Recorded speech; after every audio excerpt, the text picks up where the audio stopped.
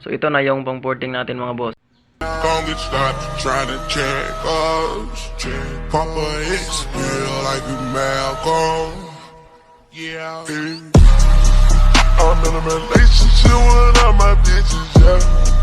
I need to cut some of them off, I need help. So ayan na mga boss, so, tinanggal na natin yung ating tipos at saka ating handlebar kasi sawa na kasi tayo sa stock handlebar mga boss. So gusto natin na mayroong design na, so lightinin natin to. So ito yung tipos natin mga boss, so may design na siya mga boss para mas madali lang natin targetin ng barina at saka porting. So ito yung handlebar din natin mga boss, may design na din. So ayan. So umpisahan na natin mga boss, so, ready na natin yung ating mga gamit. So ayan, nandito yung pang-porting natin at saka yung blade ng barina. So ito yung pang-porting natin mga boss, 10 pieces para madami tayong pagpilian. And then makagusto tayo kung anong mas gusto natin gagamitin. So ito yung barina natin mga boss. Ayan, umpisahan na natin mga boss. Ayan, tusok-tusok lang mga boss. Ramihin natin yung butas. So ayan na mga boss, putasan din natin yung sa kabila para sisisilin na natin yan mamaya mga boss. And then porting.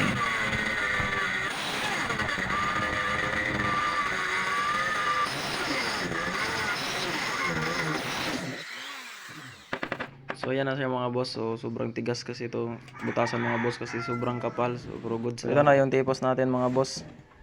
Ayan, meron na siyang butas. Binutasan ko na para madali na natin i-porting. So ayan mga boss. So ito yung sundin natin itong design na medyo malalom. So yan yung ilaitin natin mga boss. Kukunin natin to. Tsaka ito mga boss, palakihin natin tong butas dito para maganda siya tingnan. Tsaka ito mga boss, itong meron siyang dinesignan ko na para madali lang tayo mag barina mamaya. So ayan, so unahin natin to muna i-porting mga boss. So ito yung gamit natin, mini grinder. Tsaka kailangan na natin ng tubig mga boss para hindi madaling mahilaw yung ating blade. So ito yung gamit natin mga boss na pang-porting mga boss. So ayan, ito yung name nya. So nabili ko lang ito sa TikTok mga boss ng 300 pesos kasama na shipping. So ayan, so umpisahan na natin. Hindi na natin patagalin mga boss. So papalitan muna natin tong blade mga boss kasi gamitan na natin ng pang-porting. So ito yung palit natin.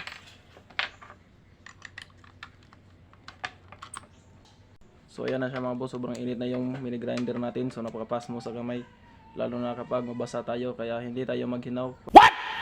Pagkatapos ng mag-porting. So ayan, so umpisahan na natin. So ito na yung tipos natin mga boss. Linis na lang ko lang dito. Ilang bala ko ng barina na putol mga boss. Bali 3 na naputol kong barina, tapos bumili ako ulit ng bago. Ito napaka-solid to mga boss, kaso mas mahal. So mas ligon to mga boss kaysa dito. Ito naputol na. So ang ginawa ko dito mga boss, hindi kasi siya kaya na diretsuin siya ng ganito kasi masira lang yung pang-porting nyo. So ang ginawa ko mga boss is tinusok-tusok ko ng barina, tapos sinilsil ko mga boss. Ito yung gamit ko mga boss pag ganyan. So ayan, may nabutas na siya. So ang gagawin natin dito is linisan na kaya na to ng ating pang-porting mga boss. So portingin na natin. So ayan yung mga boss, so dandar lang sa paglinis mga boss kasi kapag once na masipyat kayo dyan, so merong gas-gas, so lagot kayo sa jowa nyo. Hindi, joke lang. Gago!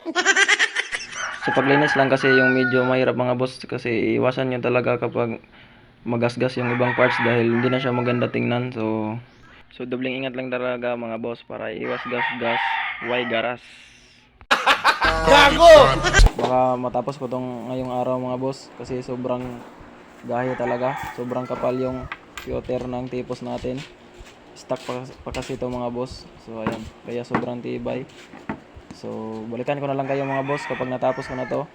So yun lang yung gagawin, porting lang ng porting hanggang sa malinis to tingnan mga boss. So ito pa rin yung gamitin natin, tsaka ito. So magpili lang tayo kung alin yung mas maganda. So yun na mga boss, so tapos na natin na lighten yung ating tipos. So ayan na mga boss, so nalinisan ko na. And then lagyan ko ng design dito na maliit, tsaka dito sa gitna mga boss. So yan dito sa likod mga boss. So repaint natin ulit ito ng silver.